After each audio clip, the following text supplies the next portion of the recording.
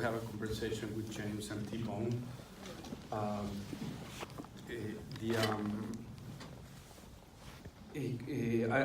don't know how many of you are aware that we just launched an album that is songs inspired by the film.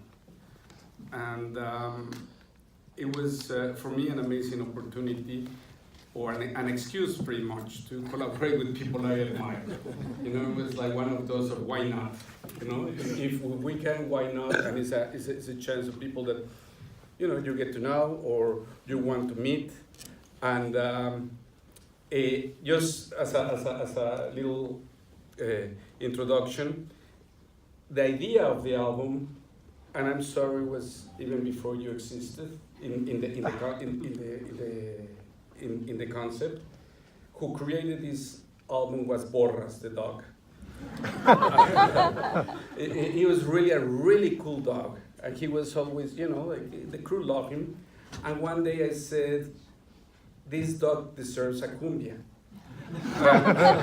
And then with Lynn Feinstein, the music supervisor, we said, you know what, we should commission La Cumbia del Borras.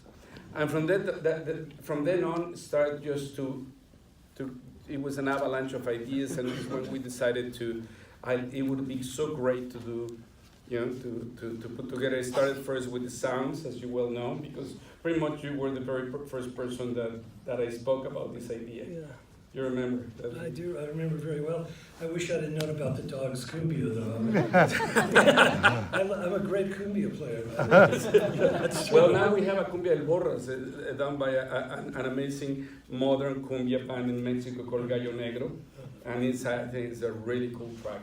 Oh, right on. But so the process was that, you know, I would invite them for a screening, for them to see the film. And if they felt like, say, start a conversation about, you know, doing a song, there was no parameter. I mean, there was the invitation of using the sounds that you took beautifully. Thank you.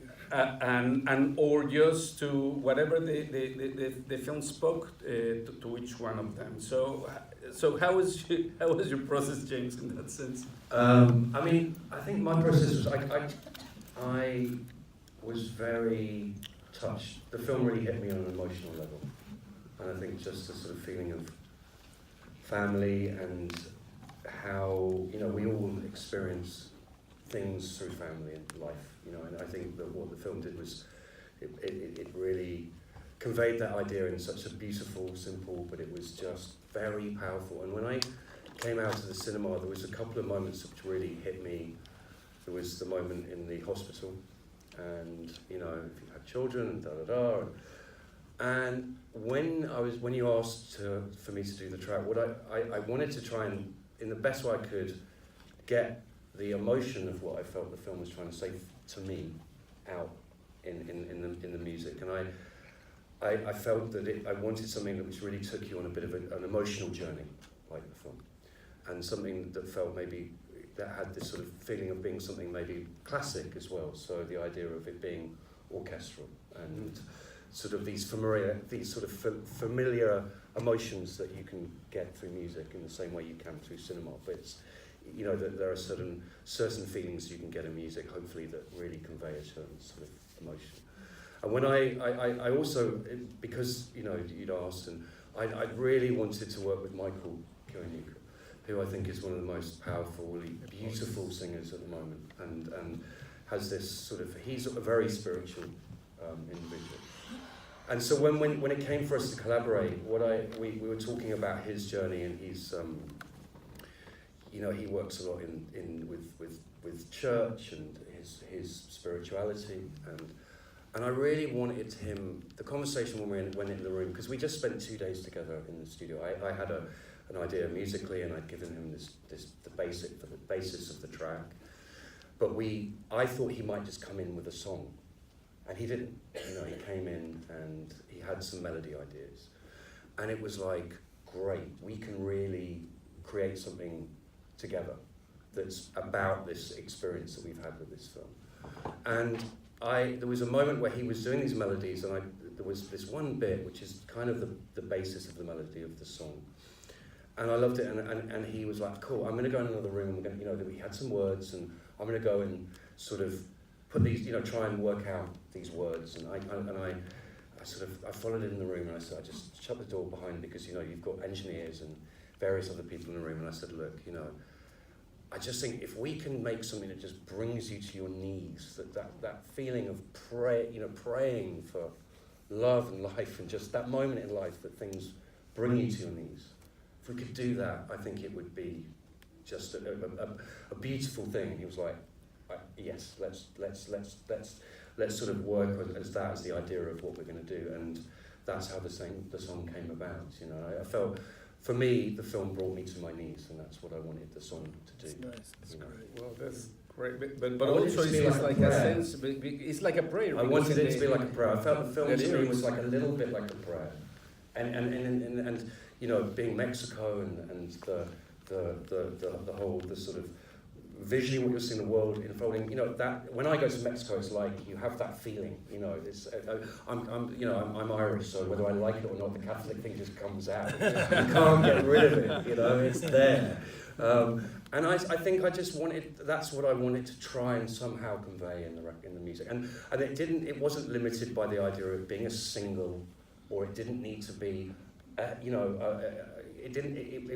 was a feeling of it can be whatever it's going to be. So whatever comes out of this session, and how the track, because the track kind of, the main body of the track actually is sort of a breakdown, really. It kind of goes through sections, and it was great to be able to sort of, in the same way that score does, make a track that has a feeling of score, but a feeling hopefully of a connection with the song, and it has a beginning and a middle and end, but hopefully would take you in a sort of prayer-like feeling. That's what I tried to do anyway. So. It's so interesting you said that this whole thing of don't considering it a single or anything, because an interesting result of the album is that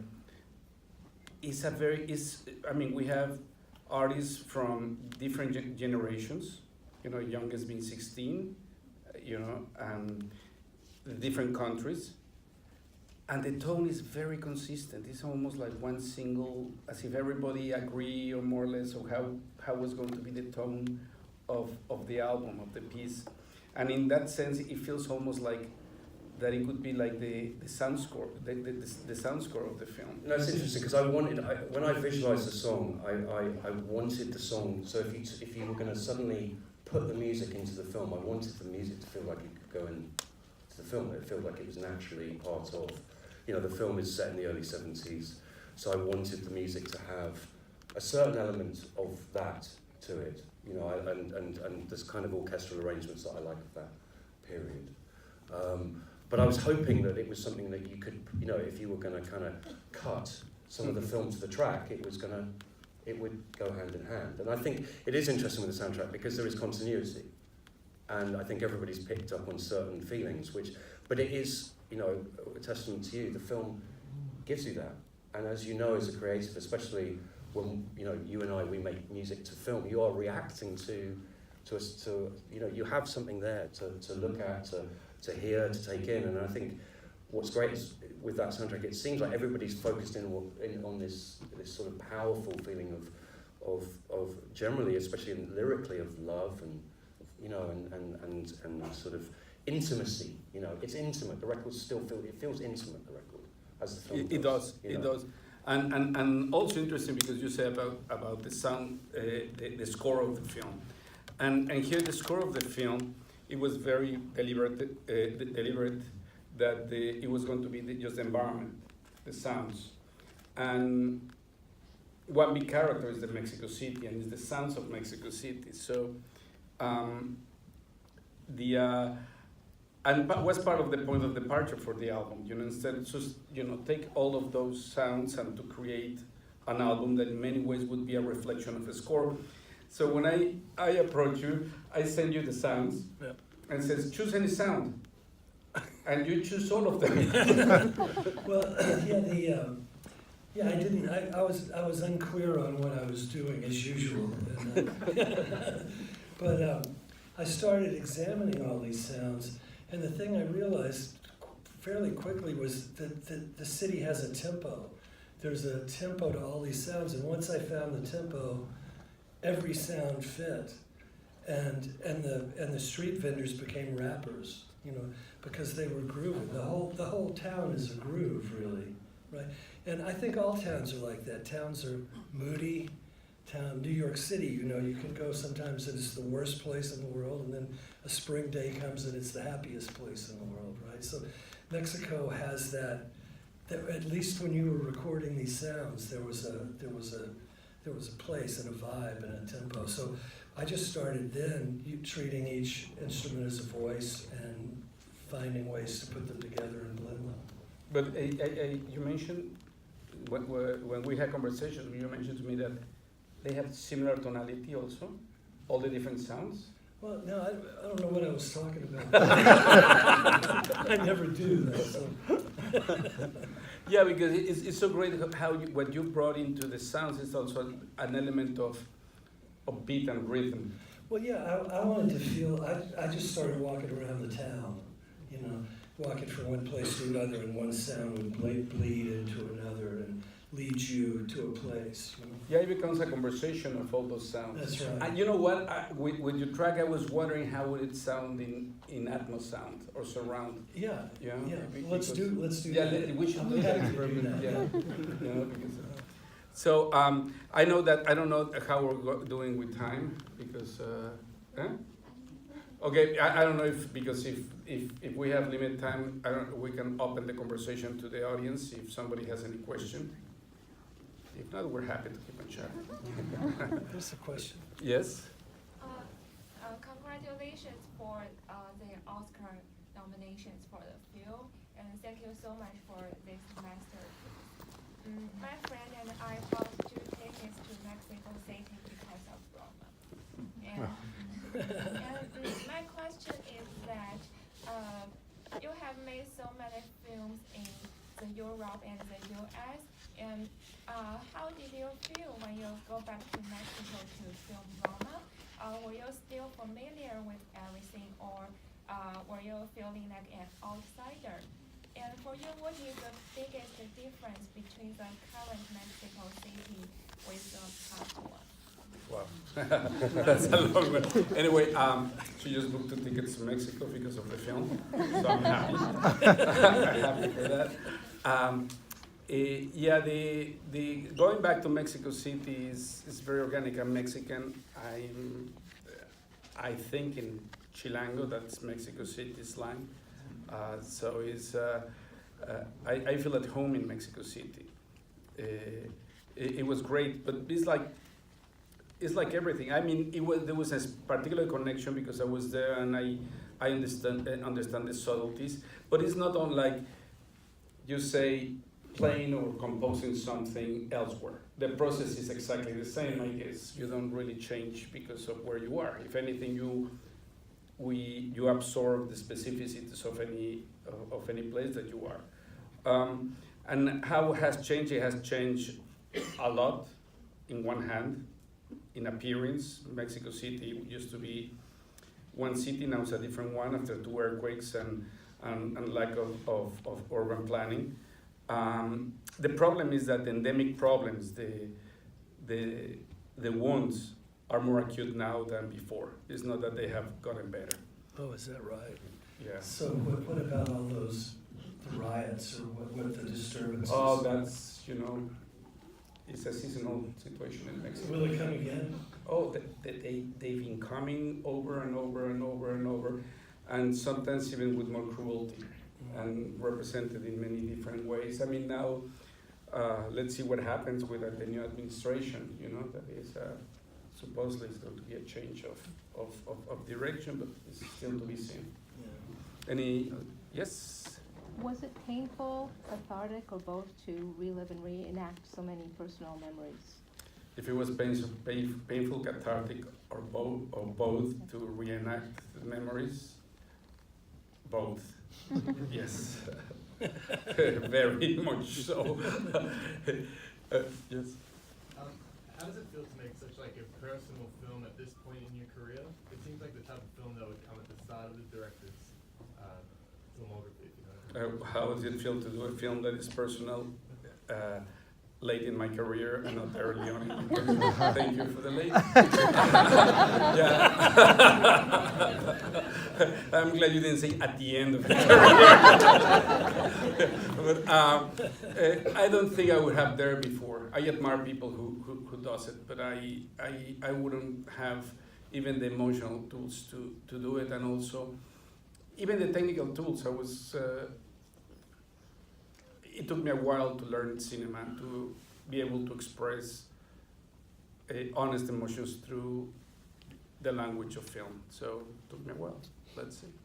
Let's go in the back over there. Yeah, yep. Hi, Mr. Cuarón. My question is that as both the director and the cinematographer of the movie, what's the biggest technical challenge during the production, and how you overcame it?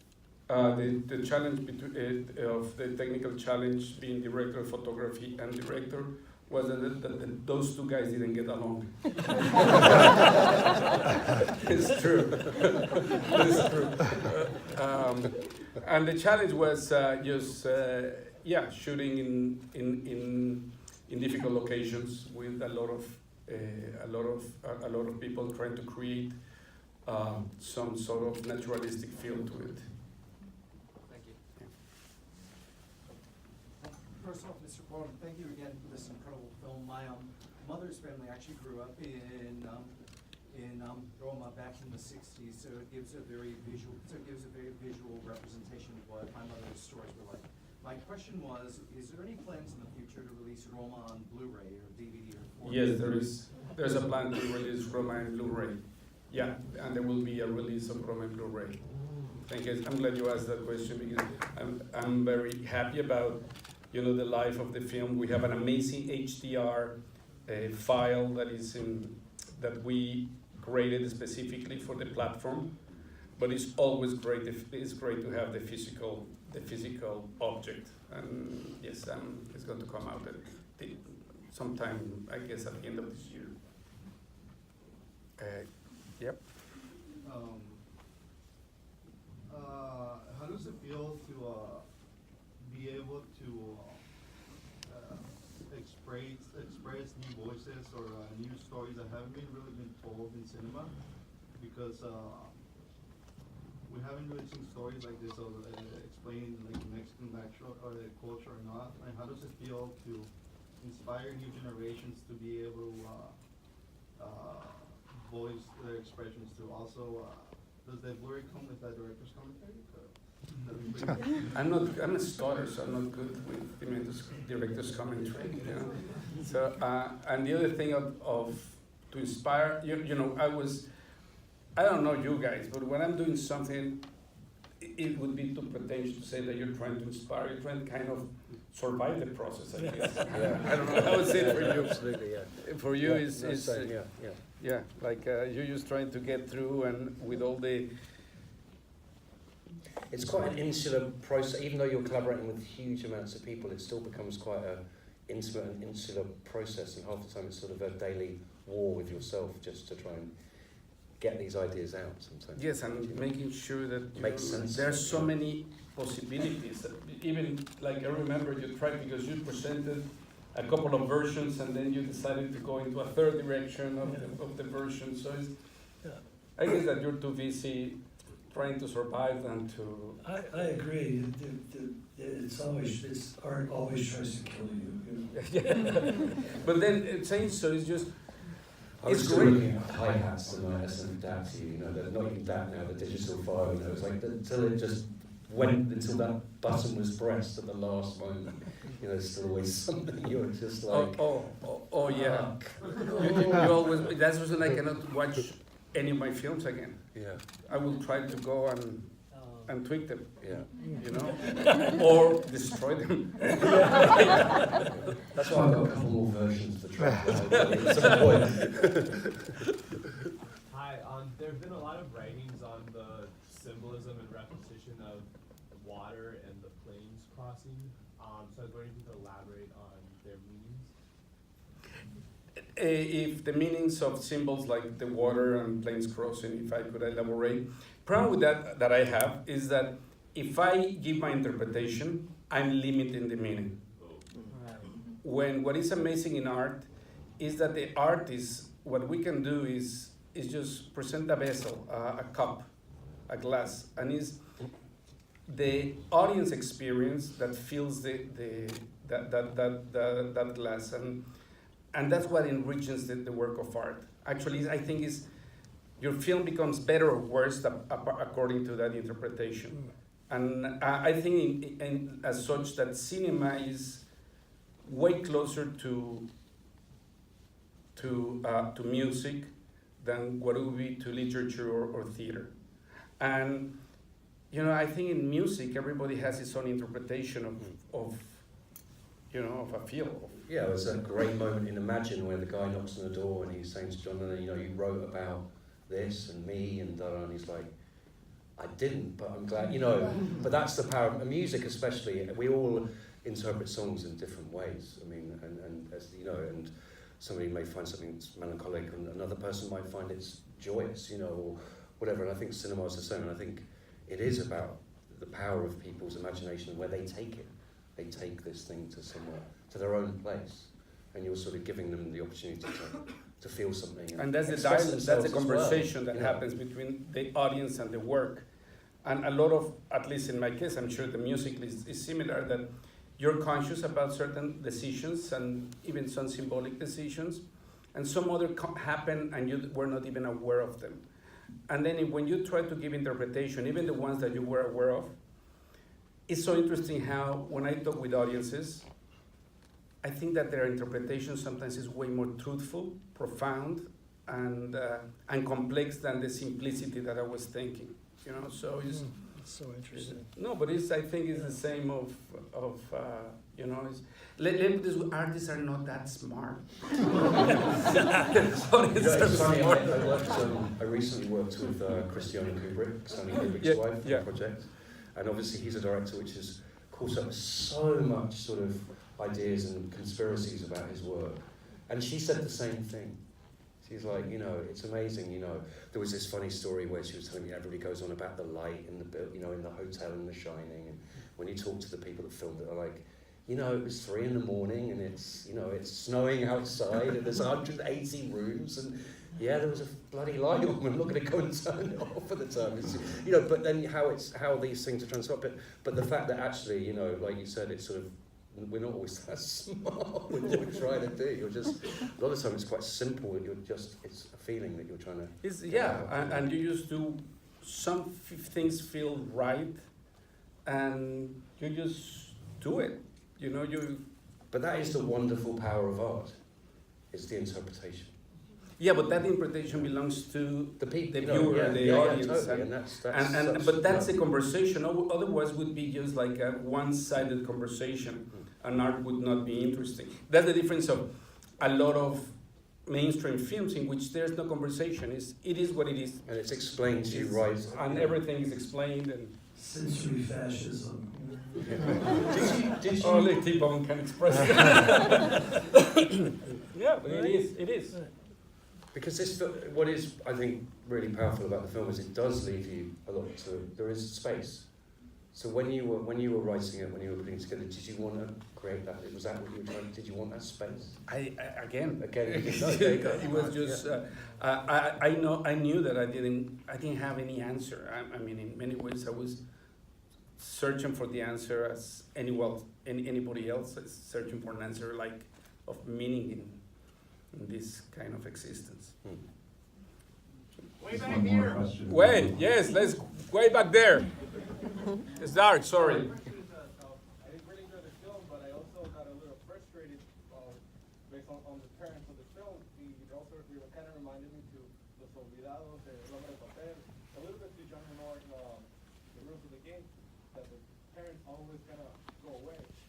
And it really frustrated me because growing up, I was born and raised in Mexico. Most of my family, all my aunts are all divorced. And my neighborhood of about 10 families, they all divorced as well. So it frustrated me a lot in that sense. So I just kind of like quick explanation, at least through your character, why they walk away with the parents. What we like, what we- Why they walk away? Parents? Oh man. why they take that decision to just not take responsibility. They're not- Well, but I guess it's, you're defining it when you're saying that everybody that you knew was going through the whole thing. And generally speaking, the story is not that that usually it's not that the woman leaves the man and leaves the family behind. It's pretty much the opposite. So it's obviously it's a whole. It's part of those wounds that we carry, but it's not specific to Mexican society. I think it's humanity carries with that same wound, and sometimes it's not as straightforward as the father leaving, but there's an absence. I mean, they can be present there, but there's an absence. You know, it's not necessarily engaging fully. You know, and yeah, but why? I wish I had the answer, man. Yeah. Bueno, lo voy a decir en español y luego en inglés, pero como es increíble la historia y el sentimiento que me dio al ver esto. Ya van las 3 veces que veo esta película y me conmueve muchísimo. This is an incredible film. You touched on a personal story, but at the same time in the context of what's going on in Mexico City. Your film was the first time I knew about 1971 and the massacre of Corpus Christi. Many people know about the Tlatelolco. So my question is, how deliberate was that from the very beginning to include that student protest and massacre in your film? Okay, how early on in the process I decided to include the massacre of 71, the Corpus Christi. You know, first it started more about going to my memory, and then Livo, the person upon whom the character of Claire is based, described the boyfriend. And then I realized, but the boyfriend in real life was not a paramilitary guy, but pretty much embody a lot of the qualities that end up being used in Fermin.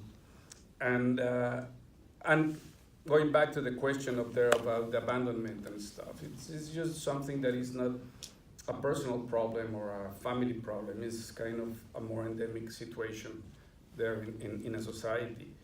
And it was when the film started opening up in terms of society. I had already, because part of my memories is the two kids going through the newspapers and seeing the photographs of that massacre. But then everything started to make sense, and I decided to take that route. Thank you. Thank Thanks, you. everyone. That's unfortunately all the time we have.